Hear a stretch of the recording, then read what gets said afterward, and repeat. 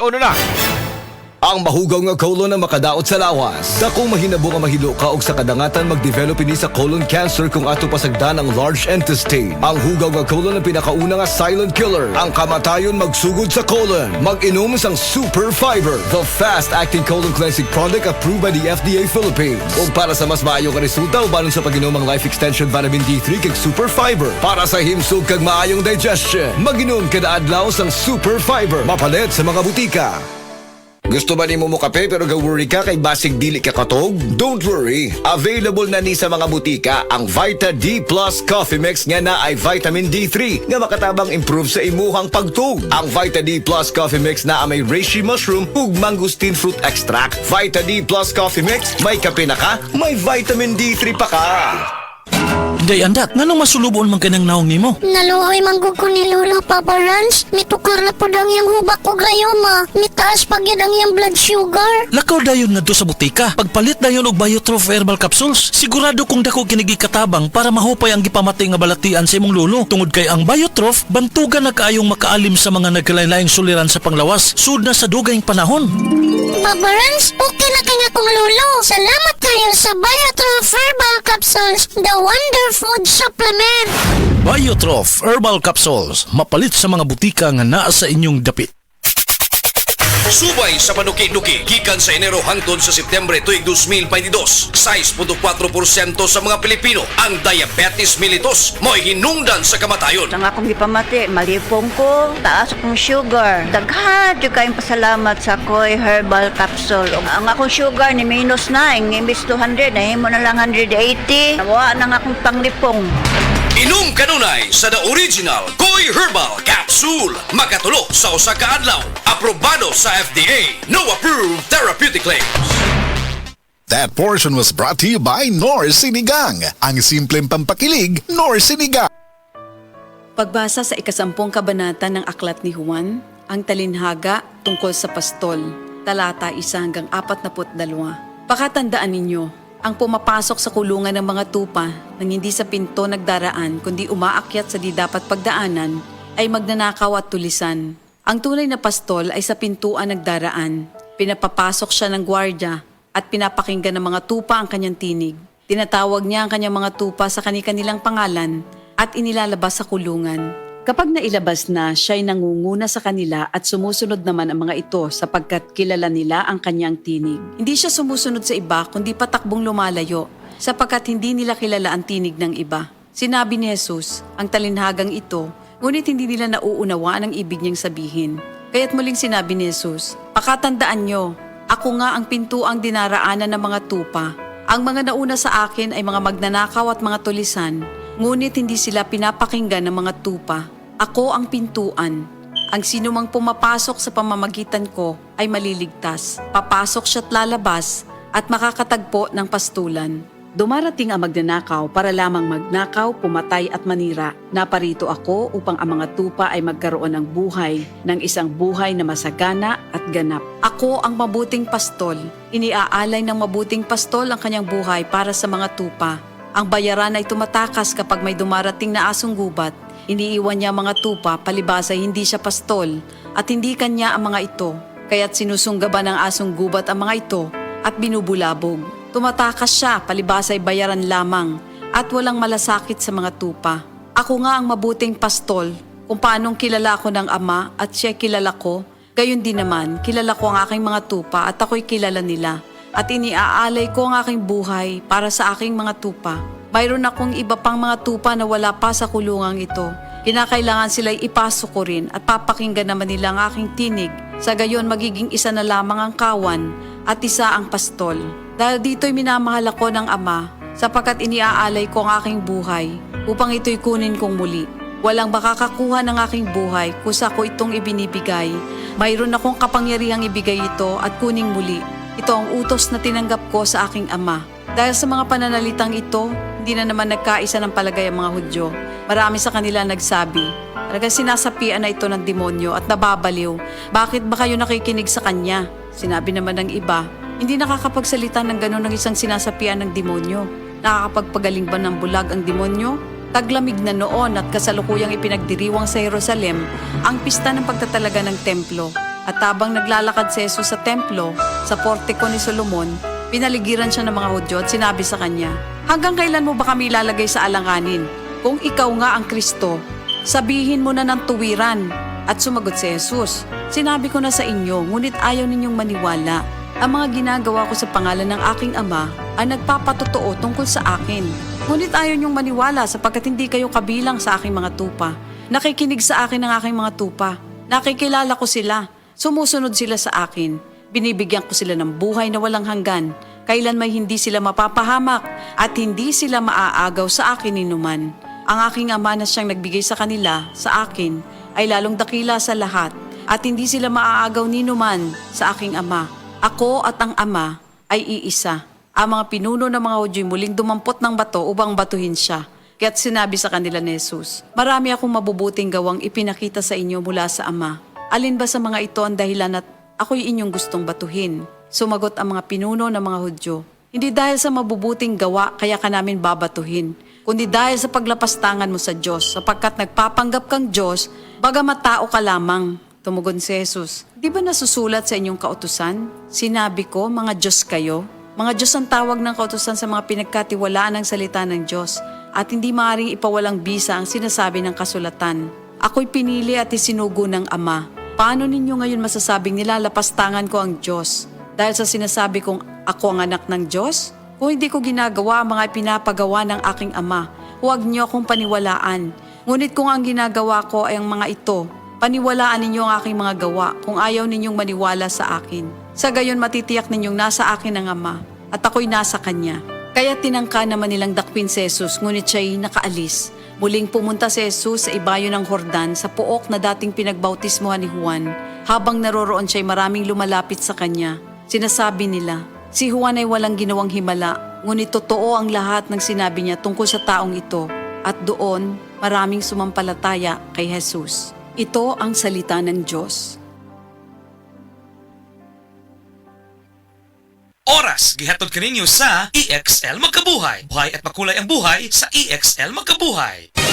Mga kapanyawan, zero si Jane kalip na kaangkon og balatian, nakaihi og dugo tungod sa UTI. Di gamit og SED Kugon Herbal Capsule. Pag pangihi na ko, dugo na jud akong giihi. Anak si partner na ko nga kugo ng inom niya. Inom lang ko og una, duha ka buok, gisundan ako og isa. Tulo pa lang ka buok akong nainom, na alibyo. Ano ko mangihi og dugo. The best jud ang kugon para sa naay sakit sa UTI. ODI si Rosie Jane Calip, 33 years old, Suril, Davao City. Basta UTI ang problema, pag SED Kugon Herbal Capsule na. Kini si Max Urban. Kape nga gipaabot sa masa, Sid Panyawan Coffee, pait ang panlami iyang timpla. Sid Panyawan Coffee, paras mga batanon ug tigulang. Sid Panyawan Coffee, sa panglawas makatabang. Sid Panyawan Coffee, kaping at ang masa, kaping dili mahal, gaan sa bulsa, sa grocery ayaw ninyong kalinti. Ang Sid Panyawan Coffee, paborito ni Lulu ug ni Lula. Sid Panyawan Coffee, tilawi lang aron mo tuo ka. Sid Panyawan Coffee, pila kahigop lang mo bastog ka. Sid Panyawan Coffee, sa quality kontento ka.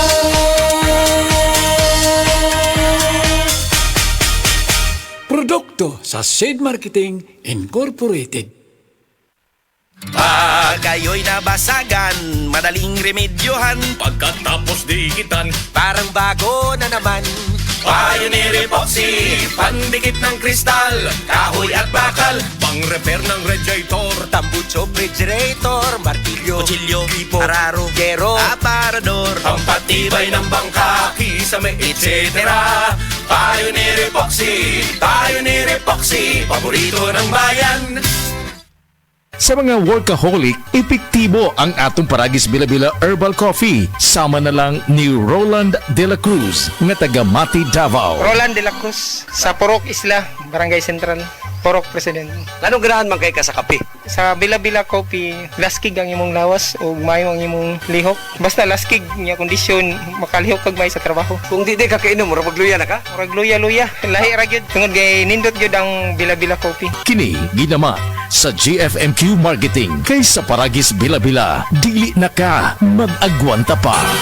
Ako si Radyoman Benji Tanghian. Kining balita hatod kanato sa Paragis Bila-Bila Herbal Capsule na ilhan isip herbal nga kapsula nga makatabang og daghang benepisyo sa kalawasan. Mao kini ang all-in-one nga herbal. Makahatag og kaayuhan sa ato ang mga selula sa lawas, makatarong sa nindot nga flow og limpyuhan ang imuhang dugo nga modagkayday sa ato ang kasing-kasing. Ug karon sa atong balita, ni pahibalo karon ang Department of Labor and Employment Condoli Central Visayas nga usa ka dako nga hagit sa mga kompanya sa workplace health and safety mao ang kakuwang o walay safety officers nga modumala sa kaayuhan sa mga trabahante. Kini ang gibutyag ni Attorney Roy Buenafe, ang direktor sa Dole 7, kauban ang mga pinalis sa gikan sa Dole ug sa ahensya sa panglawas. Gihimug-atan ni Buenafe nga ang isyu sa kakuwang o walay safety officers may kasagaran nga mga kalapasan sa mga kompanya, particular na sa mga hazardous nga industriya sama sa construction. Dismayado si Buenafe sa mga pipila ka mga safety officers sa tungod kay pakya sila sa pag-report sa mga aksidente nga nahitabo sa ilang gitrabahoan na ngadto sa Dole sulod sa 24 oras, ilabi na sa mga aksidente nga naglambigit sa pagkamatay. Lakip nga kalapasan sa uban nga mga kompanya, walay first aider ug andili pagsumiti og mga occupational safety report sa mga kompanya. Kadtong balita hatod kanato sa Paragis Bila-Bila Herbal Capsule. Alang sa kumpleto nga kombinasyon, gamita lang ang Paragis Bila-Bila Plus Herbal Capsule. Paragis Bila-Bila Herbal Capsule na uban sa pagpangapi sa Paragis Bila-Bila Herbal Coffee ug ang pagpanghaplas sa Paragis Bila-Bila Liniment Oil. Gama sa GFMQ Marketing sa Paragis Bila-Bila, dili na ka mag-agwanta pa. Sa dugang kasayuran, tawag lang sa 0935-641-0261. Ang Paragis Bila-Bila mapalit sa Didings Pharmacy sa Manalili Street, Cebu City, Bestway Pharmacy sa Mandawi City, Healthway Pharmacy, JV Butika sa Cebu, Mandawi, Liloan ug Osmeña Boulevard. Mapalit usab sa JY Pharmacy sa 32 Osmeña Building, Osmeña Boulevard, Cebu City. Ako si Radyoman Benji Tanghian, DYHP, Tatak